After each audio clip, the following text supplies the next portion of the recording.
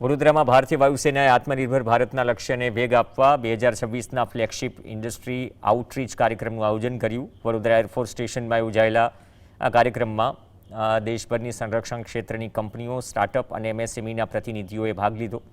Cyber security, drone, artificial intelligence અને અદ્ભુત સંરક્ષણ ટેકનોલોજી પર વિશેષ ચર્ચા થઈ। વાયુસેનાના વરિષ્ઠ અધિકારીઓએ ઉદ્યોગોને ભવિષ્યની જરૂરિયાતો અંગે માર્ગદર્શન આપ્યું।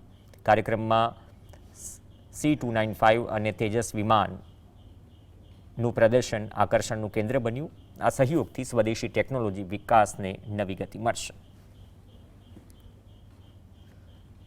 इंडस्ट्री के जो हमारे पार्टनर्स हैं वो यहाँ पर आए हैं और उनको हमने वो सब स्थितियों से परिचित कराया है जिन स्थितियों में भारतीय वायु योद्धा और भारतीय वायुसेना के मेंटेनेंस और एडमिनिस्ट्रेशन, सिक्योरिटी के स्टाफ यहाँ पर काम करते हैं, सो दैट कि इंडस्ट्री अप्रिशिएट कर सके कि क्या सिचुएशन है और जो प्रोडक्ट वो मेक इन इंडिया के तहत बना रहे हैं वो प्रोडक्ट किन कंडीशंस में एम्प्लॉय